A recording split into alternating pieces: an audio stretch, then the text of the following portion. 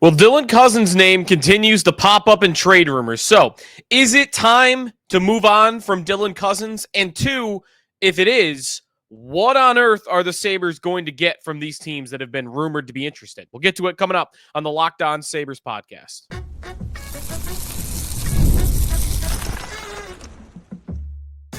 You're Locked On Sabres, your daily podcast on the Buffalo Sabres.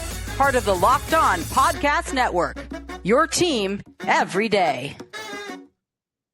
What is up, everybody? And thanks for making today's edition of the Locked On Sabres podcast your first listen every day. We are free and available wherever you get your podcast. That does include checking us out on our YouTube channel, part of the Locked On Podcast Network, your team every day. Today's episode is presented by Game Time. Download the Game Time app, create an account, and use code LOCKEDONNHL for $20 off your first purchase. Sneaky Joe DiBiase on a Friday, the day before the Sabres' final game before this 2-week break for the Four Nations tournament. They will be off for a while we watch Team USA, Team Canada, Team Finland, and Team Sweden all battle it out to be crowned the world's best.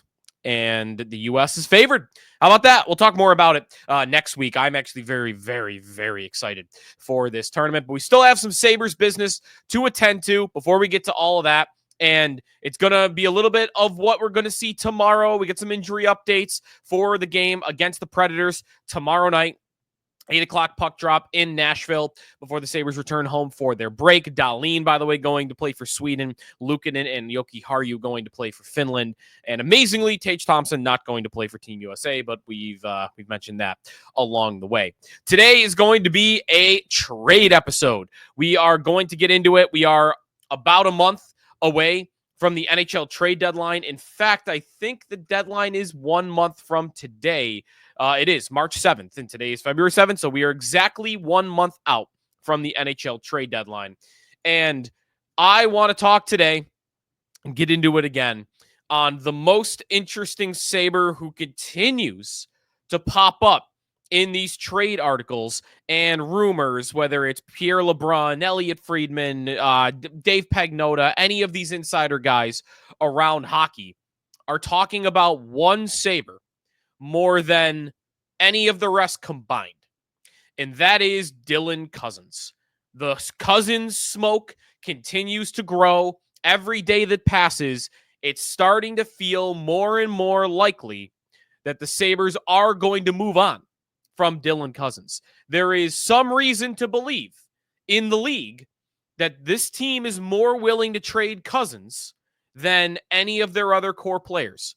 We are not hearing trade rumors about Tage Thompson. We saw one quick line about Alex Tuch yesterday in 32 Thoughts from Friedman. We are not hearing about Dahlin. We are not hearing about Owen Power. None of these guys are Samuelson. You know, he doesn't carry value, so that would explain why you're not hearing about him. But we are not hearing any talk about any of these important Sabre leaders and top players in the lineup.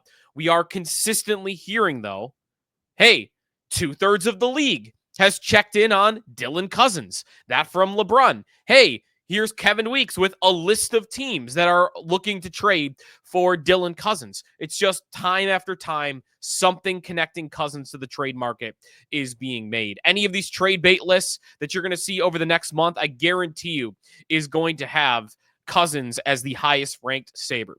So today on the podcast, let's get into whether it is indeed time to trade Cozens and it's a smart time to move on from him, and two, trying to make sense what they should get for him.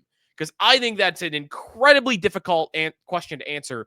And for this exercise today, we will look at the 5 teams that Kevin Weeks listed as being teams, 4 teams interested in Cozens. That is Montreal, Calgary, Toronto, and Detroit. How about that, by the way? 3 of the 4 teams that Weeks connects to the Sabres are teams in the Sabres' own division. What on earth does a Cozens trade package look like? Get to that too coming up today. If you would like to become a member of our Locked On Sabres text club, if you got a thought on any of these subjects and you want to get it through, you can hit up joinsubtext.com/LockedOnSabres. There was a question about Cozens today that I actually will address in the second portion of today's show, which was, what do you think a fair deal from Toronto is for Cozens? But we'll get to that with all of those guys. So a lot coming up on today's show. Let's start, though, with these Cozens rumors and whether or not it is indeed time or smart to move off of Dylan Cozens. And I could actually make a good argument that the answer is yes, despite the fact the way that I typically operate in these situations, the way I do, anything, whether it's, something dumb like fantasy football or fantasy hockey, whether it's stock market stuff, whatever it is, just in essence, I'm not a guy that ever likes to sell low on anything. And maybe sometimes that causes me to go down with a ship more than I should. But I don't like to sell low on an asset. I'm more likely to be willing to sell an asset when it's high, when nobody else would want to trade that asset. Cozens, no one would argue that his value is at its highest right now. Nobody would argue that, right? Like 2 years ago, it would have been, before he got paid and when he had scored 30 goals. Like, that's when his value would have been at its peak. And that's when nobody on earth would have wanted to trade him, right? And maybe, I don't know that I ever got there with Cozens because I was, wanting to see them make the playoffs. I was excited about it. But if you wanted to package Cozens and other stuff and go get a superstar, like, maybe that would have been the time to do it. But whatever. We never had that talk. That was never a real idea. Right now, trading him feels like it's low. But here's why I think there is an argument, despite that fact, that you should do it now anyway. The reason would be if you believe it's not going to get any better here, that the longer he plays for the Buffalo Sabres, the more games he's going to get under his belt, the further away he's going to get from that 31-goal, 68-point season, the more you're going to have teams around the league go, I don't know. He continues to not play well. I was willing to pay this 6 months ago. Now, I'm only willing to pay half that. His value, if you believe he's not going to turn things around for the Buffalo Sabres, is only going to go down from here. And that is where I could get to, all right, we'll do it now. I'm actually a little bit surprised. I mean, I would have said on this show, probably beginning of this season, and at times during the offseason more so, you're not trading Dylan Cozens. Who wants Dylan Cozens on, a contract that has 5 more years at $7.1 million a year for a guy that's had one productive season and has had 2 years in a row now of disappointment? Well, I mean, clearly I was wrong because a lot of teams want him. I didn't think teams would, but here we go. 2/3 of the league's checked in. I got a list of 4 that really want him. I was totally off on that. Teams want Dylan Cozens. They see a player that has a lot of talent, has a lot of speed, has a hard shot, was a top 10 overall draft pick, is a super hard worker, and they think, rightfully so, the Sabres broke him. The Sabres don't know what they're doing with him. They don't know how to develop him. We get him in our program. We get him in our environment. We get him a change of scenery, and we are going to get the results that we saw 2 years ago. And I don't think that's a horrible argument for those teams that would want him. I would say you are bypassing some fatal flaws in Cozens' game that I think continue to pop up, and I don't see any signs of going away, even if he were to be on another team, which would be he still doesn't get it in his own end. He is not a good defensive player. He really never has been. He is getting tunnel vision when he enters a zone offensively. Maybe that is something you think you could improve with coaching. But those are the 2 most critical elements of his game. I just don't see a player that has an incredibly high hockey IQ when the game is played at a slower pace. What I've seen from Dylan Cozens now over 333 games is a guy that when the game is moving really fast is going to be performing at his highest level. because when the game's moving at a fast pace, the players on the ice don't have as much time to think, and therefore the game becomes more about speed and instincts rather than thinking the game. I think as the Sabres' pace of play over the last 2 seasons has declined, the hockey IQ, when the thinking the game element, when the game has been slowed down, is not there for Dylan Cozens. So that's what would scare me off a little bit is, do I have a player that can only play in one system, that can only play in one style of play? That would be my fear of Dylan Cozens right now. So all of that being said, summarize on my part, I think it is time to trade Dylan Cozens. I don't see it. You tell me, am I wrong? I don't see signs of him getting better for the Sabres. I don't even see stretches. I don't think, have we seen a week, 3 weeks of play where Dylan Cozens, it's like, okay, here we go. He's starting to heat up a little bit. We're getting the Dylan Cozens of old. I haven't seen a stretch of hockey like that from him. Anybody? How about last year? Was there a month stretch? Was there a month of the year where he got hot? I'm looking through his game logs this year and last year. There really wasn't. He had a 4-game point streak last year from January 20th to January 27th. Oh, that 1 week in the last 2 seasons, is that it? Is he had 1 week where he got hot and we thought, all right, here we go. This is it. This is the guy that we thought we were getting. I just don't see signs of the improvement. And that's what scares me right now, is if I were seeing flashes of Dylan Cozens being the player that he was 2 years ago, I'd be willing to say, okay, stick it out, ride it out, keep coaching him hard, get him to think the game, let him mature a little bit more. I need to see some signs of it. Otherwise, you tell me that 2/3 of the league would want to trade for him, I'm in. Let's go. Let's start talking trade. And let's do that when we come back, because I think it is time. Well, doesn't mean it's that simple. Just because it's time, it might make sense to trade Cozens now. Does it make sense to get a package of young guys? Because I'm having a hard time finding a piece or a package that makes sense from any of these rumored teams. But we'll go through it when we come back. Toronto, Calgary, Montreal, Detroit. Who is going to get Cozens if he is indeed traded? That's coming up here on the Locked On Sabres podcast.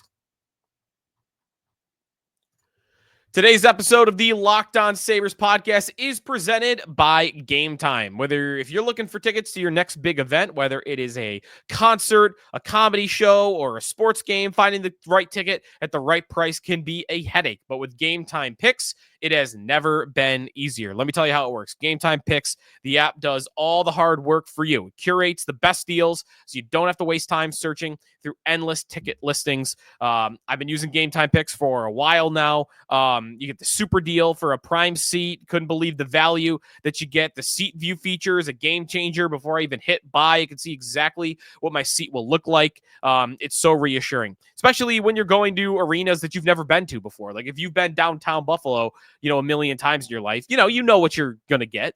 But maybe you're out of town and you're going to a concert. Maybe you're driving up to Toronto or Cleveland or something and you've never been to the arena before. That is when that feature is really, really valuable.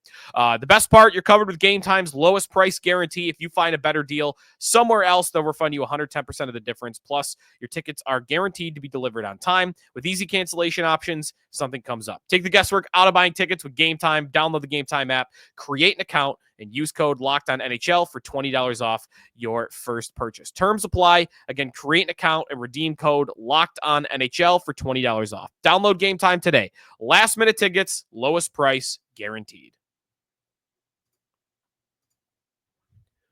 Sneaky Joe DiBiase back here on the Locked On Sabres podcast. We're talking some Dylan Cozens trade today. I mean, others keep wanting to talk about it. Not here locally, like nationally. So, all right, let's have at it. Kevin Weeks, he's had an interesting week, right, on Twitter.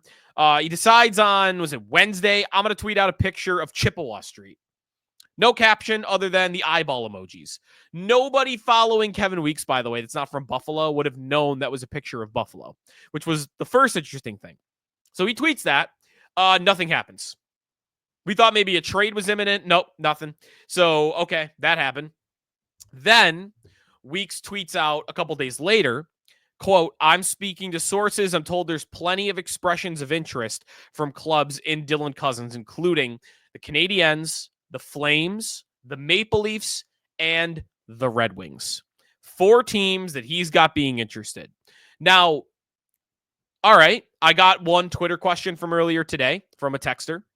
Hey, what would a good offer look like from the Toronto Maple Leafs? So what do? I go to Toronto. I know the roster mostly off the top of my head, but let me look at Puckpedia or Stanley Cap. Let me look at the contract details. Let me go to Hockey Reference, see some of the stats on this season for them. Let me look up some Maple Leaf articles about this, right? Like, let me work it the other way.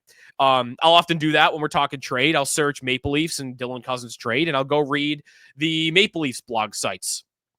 LeafsNation.com had one. The Hockey News Leafs site had one today. So I'm reading through those, and I'm looking at the list of players, and I'm looking at what the Leaf fans want to trade for him, and I can't find a great offer at all. So then I think, all right, well, maybe Toronto's just not the team for this. Because what do you want for Dylan Cozens? This is the core question here. You're the Buffalo Sabres GM. You, the listener, you're Kevin Adams. You're going to trade Dylan Cozens. What do you want for Dylan Cozens? You don't want picks and prospects. What do these teams want to give you? They want to give you picks and prospects. So kind of a stalemate, I think. What else would you want? I mean, I would love to package Dylan Cozens with a top prospect or a first-round pick and a prospect and go get a superstar, right? Like, I'd want to go get Mitch Marner.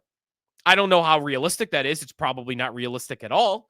But if you tell me Dylan Cozens and the Maple Leafs, well, that's the deal I want to do. I want to trade Cozens, Yuri Kulik, and a first-round pick, and I want to go get Mitch Marner, and I want to make sure also he signs an extension. You know, that's fairy tale land. None of that is really realistic. So I don't know what I see in Toronto.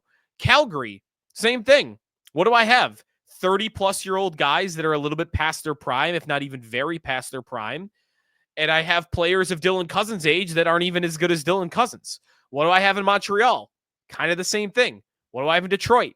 Kind of the same thing. And I'm looking at these 4 teams. I'm going, what is Kevin Adams looking for? Because none of these teams have what I think he should want. Well, let's try, though. Let's really try, like, what would be the best offer that is realistic. Not Marner. Let's go to Toronto. All right, Nick Robertson, former second-round pick, has flashed at times in his career, and last summer, he asked for a trade from the Toronto Maple Leafs. He has not been traded. But he's also not, he's not a great player. Nick Robertson had 14 goals last year in 56 games, and that was like, all right, there might be a little bit something here. He had an RFA contract thing with them, but he still only played 11 minutes a night. Like, he wasn't a guy playing at the top of the lineup. So, okay, he asked for a trade, and then what's happened this year? 46 games played, 12 minutes of ice time a night, 8 goals, 4 assists, not playing in the top 6 at 23 years old. Is that getting me excited? Is that getting me out of bed to make a go make a Dylan Cozens trade? Nick Robertson, Bobby McCann. I saw one Leaf site say, no, don't trade Bobby McCann McMahon, under any circumstances. That is not the guy you send to Buffalo. Bobby McMahon is 28 years old. He is in his second full season in the NHL. Took him a long time to get to the NHL.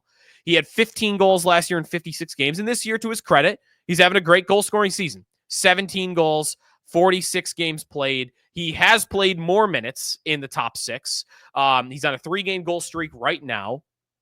But again, what am I getting? I'm getting a 28-year-old that's played 112 games in his NHL career. He's played a third of the games Dylan Cozens has. And he's just a goal scorer. You know, like, the shooting percentage is very high this year, but he's not really creating much other than that. What is that a player that's getting me excited? That's the guy they don't even want to trade me. And I don't know how excited I'm really supposed to be about Bobby McMahon in a Dylan Cozens trade. And I know it wouldn't just be him. He would probably be, you would add things in with him to get Dylan Cozens because of Cozens' age. And I guess you have the contract certainty if they would view that as a plus. Bobby McMahon, by the way, at Evolving Wild, on the season, playing a lot of minutes with John Tavares and Austin Matthews. Really good advanced numbers, I will say that. Goals above replacement, even strength offense, he's in the 88th percentile. Defensively, he's in the 61st percentile. You just don't have a lot of sample, though. Like, you don't have years and years of sample on a guy who's 28 years old. But okay, like, all right, that player's interesting. I just don't know that he's getting me excited. I'm pulling the trigger on a Cozens trade because of that guy. I don't know. Toronto doesn't make a lot of sense to me. What about Montreal? Kirby Dach, right? Like a center, because if you're trading Cozens, you're going to want a center back, I think. And Kirby Dach is another struggling player of around Cozens' age, right? He is 24 years old, just turned 24. He, though, is kind of like Cozens without the big season.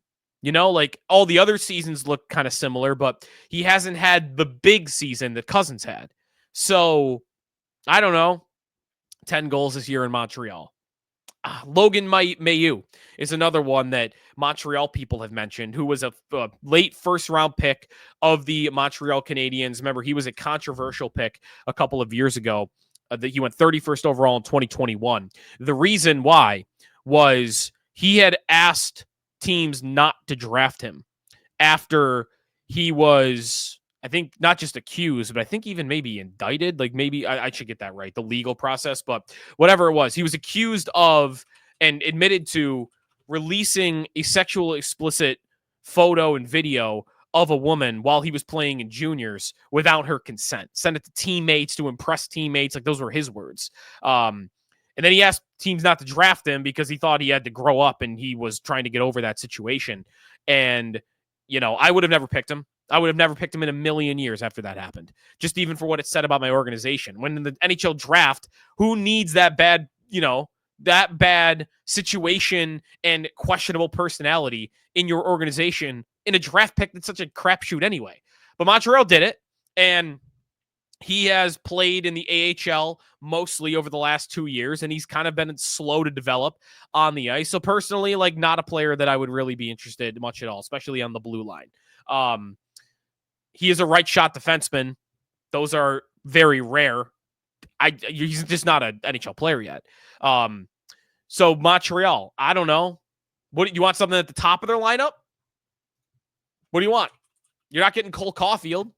You know, you're not getting Nick Suzuki, unless, you know, you're not even less. What am I doing? Yura Slavkovsky, the first overall pick of a couple years ago. Just, I don't see another deal that makes sense of the guy at the top of their lineup. All right, well, let's move on to Detroit. Actually, we've really talked about Detroit, right? Like Patrick Kane, no, right? There is no trade in Detroit unless, again, it's Cozens and something really valuable to try to pry like Lucas Raymond out of there. There just isn't a trade that makes sense. There's one name in Calgary. I'll say this. One name in Calgary that I really wonder, does Kevyn Adams want that guy? I don't. The Flames are, to me, very similar to these other three teams we've just mentioned.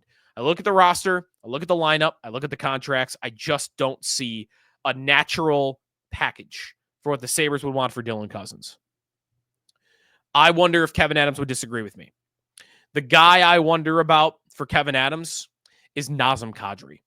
Now, I'll to give you first the reason that I would not want a part of Kadri, but I wonder if Adams does. For me, it's pretty simple. He's 34 years old, and he's on an anchor of a contract. He might not be, you know, a bad player, but he is on a terrible contract. He's only in year 3 of a 7-year deal. He's under contract still till 2029, and he's already 34 years old at a $7 million cap hit. That is the Kadri contract. I don't mind the cap hit as much, I guess. It's more about the age and the term of it. Because cap hit, who cares, right? The Sabres, doesn't even matter. The reason I think that Adams might like it is I wonder if he feels like Kadri is the exact type of player he needs. You know, Kadri is still pretty good. He still puts up points. He has 39 points in 54 games this season. Last year, he had 75 in Calgary and scored 29 goals. He still is somebody that plays big minutes for a forward. He is at 19 minutes a night exactly on the season. He plays at the top of the lineup. He plays on the power play. Kadri is still a skilled player, but more than that, is he the guy that Kevin Adams thinks he needs leading his locker room? Because he is a veteran. He has been around a long time, right? He is in Toronto in the Phil Kessel, Dion Phaneuf Leaf teams. So he's been around. He's a physical player, right? He is, think about Sunday. Nobody's standing up for Tage Thompson. Nazem Kadri wouldn't have stood for that. Nazem Kadri might have come off the bench to go after a guy and taken the 10-game suspension. That's the type of player that he is. And at his age, does Adams think that's the leader I need? And one criticism that I've made of them is whenever the Sabres bring in leaders during this playoff drought, Kyle Okposo, Brian Giunta, Josh Georges, these are guys that are not very good hockey players. Craig Rivet before that. These guys that were not too far after they were acquired were playing at the bottom of your lineup. And it's hard to be a leader when you're incapable of leading by example. And does Adams think that's what he's getting from Kadri? I'm finally getting a guy that could be a leader while also leading by example and performing on the ice, because you'll get more credit for that. So that tenacity that Kadri brings, I really wonder if Adams would be interested in it. Now, one other thing, because I do use Evolving Hockey a lot, I love their player cards. I love the goals above replacement numbers. They visualize it really easily. If you look at Kadri's season, despite the fact, I'll put it up on our YouTube channel. If you're watching the show, you can see it here live. Despite the fact Kadri's putting up some points this year, his advanced numbers are really bad. Really, really bad. 18th percentile offensively and a 22nd percentile defensively. Pretty tough. Now, if I go back to last year when he had 79 points, he did have a great offensive season on this front, 83 percentile, 39th percentile defensively. So has he hit the cliff? That's my problem. I think the cliff, if it's not here already, and maybe here's an argument that it already has arrived, if the cliff hasn't arrived yet, you better know it's coming quick. And that's why I would say no. But man, I wonder about Adams trying to press Kadri to come here. Because that, by the way, is another part of it. It's not just acquiring Kadri and getting a deal done with Calgary. You have to convince him to come here. And maybe that could happen. Would Kadri be interested in taking on the challenge of coming here and being the leader? I know players don't necessarily love the idea of playing in Calgary, so maybe he already isn't a huge fan of playing there. He also, again, there are not many. You got to look up where guys are from. This is the game you have to play if you're the Buffalo Sabres and if you're covering the Buffalo Sabres. Guys that have no movement clause, you got to find a reason why they might want to come here. And again, the one thing I could work off of for Nazem Kadri would be he's playing way out west in Calgary. He's from London, Ontario, and he played in Toronto for a really long time.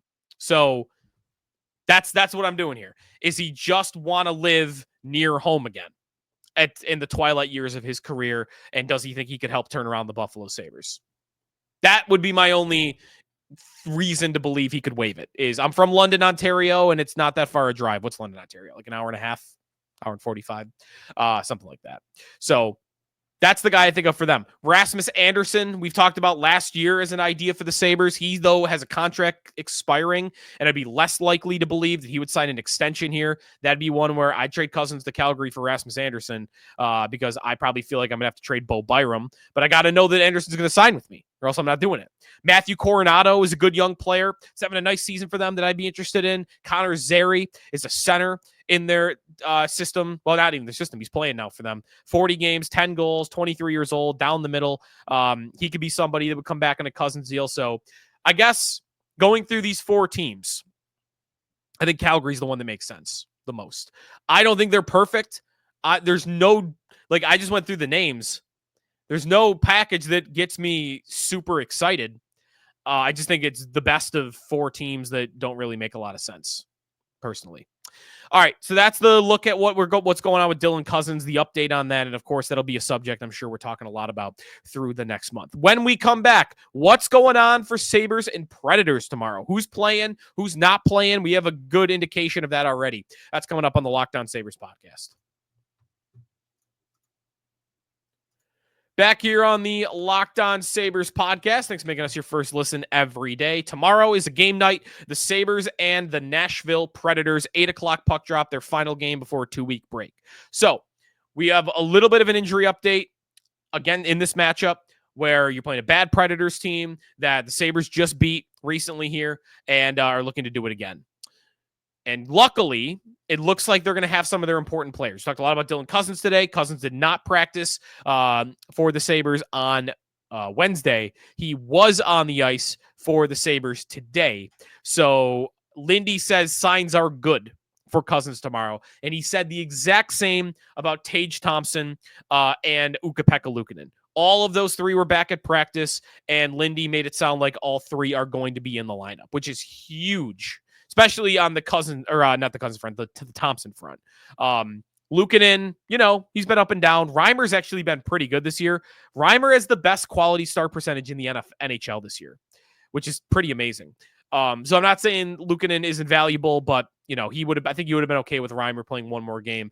Cozens has been so up and down that even his return, all right, I'll take it. But this is mostly for me about Thompson. Thompson being back in the lineup, going back to the top line, I think is a monster get for the Sabres if he is indeed back in. So bad Nashville team. You're looking for a 5-game win streak, and you're looking just to be able to say, hey, for 2 weeks, whether it's us or whether it's anybody talking about the team, hey, they're on a 5-game win streak. They'll get 14 more days of being able to say that if they win this game at Bridgestone Arena on Saturday night.